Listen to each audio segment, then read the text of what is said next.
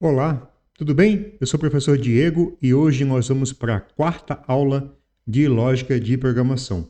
E hoje nós vamos começar essa aula falando dos tipos de dados. E para falar de tipos de dados, eu vou criar aqui então um novo arquivo no nosso projeto chamado aula4.js. Essa então é a quarta aula, ok?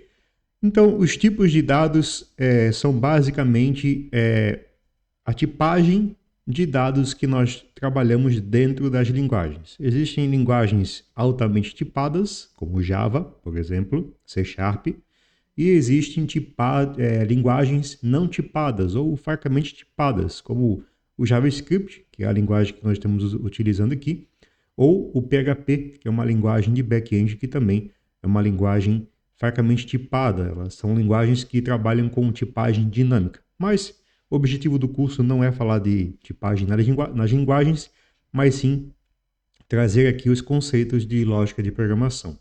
E eu quero trazer para você, então, os tipos de dados, ok? Então, tipos de dados. O primeiro tipo que nós vamos trabalhar aqui são tipos, tipo number, ok? E nós vamos ter aqui dois tipos, tá? Number, para valores diferentes, ok? Eu vou explicar para você aqui como que eles funcionam. Eu vou criar aqui uma variável que eu vou dar o nome de número inteiro igual 100, ok?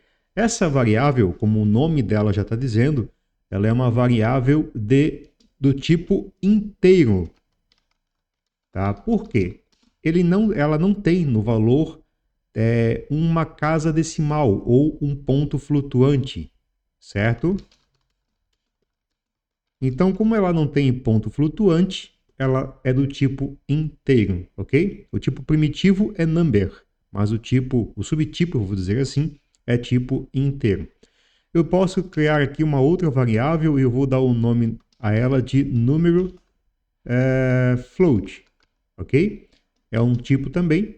E essa aqui eu vou colocar, por exemplo, no 88.55. Nesse caso aqui, nós temos um tipo float, um subtipo float. Por quê?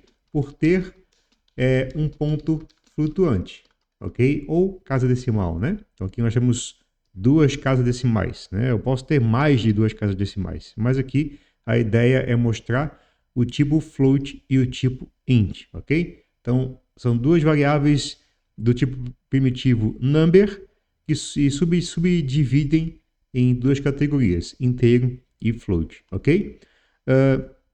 Nós temos também o tipo de dados string, ok? Tipo string. Então, qualquer valor que nós colocarmos entre aspas, sejam ela dupla ou simples, nós temos um tipo string, certo? Então, eu vou criar aqui let string 1, certo? E vou usar aqui aspas simples. Então, esta é uma string com aspas duplas, ok? Vou criar aqui então let string 2 e aí eu vou usar aspas simples. Esta é uma string com aspas simples. Muda alguma coisa no tipo usando aspas simples ou duplas? Não. O que muda é no momento da programação na linguagem você ter que usar uma ou outra, tá? Mas isso não vem ao caso agora. Então, ambas aqui são do tipo string, ok? Outro tipo que nós vamos ter é o tipo booleano, ok? Ou, né, booleano em inglês, né? Ok? O tipo booleano, como o próprio nome já diz, ele é booleano e aceita apenas dois valores, né? Aceita true ou false, né? Então, true é verdadeiro e false, como, né, já é sugestivo, é falso, ok? Em que sentido, né?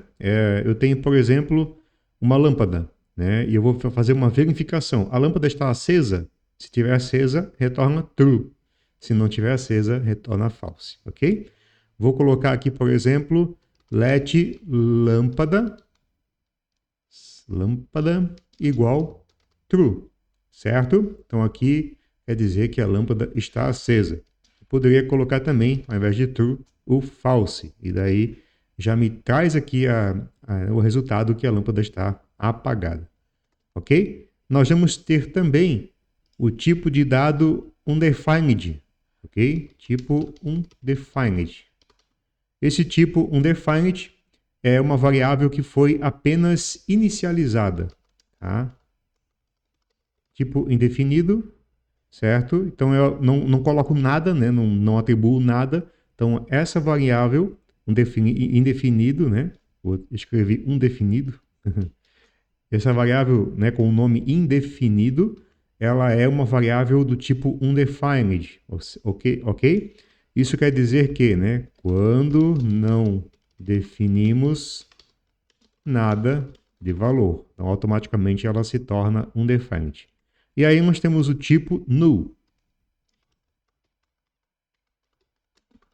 São diferentes, tá? Então aqui let nulo, certo? Igual null. Nesse caso aqui, então, eu estou definindo uma variável como nula. Ou seja, ela não está indefinida, ela é um tipo null, ok? Um tipo nulo, né? Como se fosse vazio, tá? Null e vazio vai acabar dando na mesma coisa, ok? Então, esses aqui são os tipos primitivos, tá? O que são tipos primitivos? São os tipos de dados mais básicos das linguagens de programação. O JavaScript tem outros tipos de dados, tá? Que são o array, object, a function, são tipos de dados específicos do array. Porém, esses tipos de dados a gente acaba deixando eles para o estudo específico dentro do JavaScript, já que em outras linguagens esses tipos não irão existir, ok? O conteúdo de hoje é esse, a gente se vê então na próxima aula. Até lá!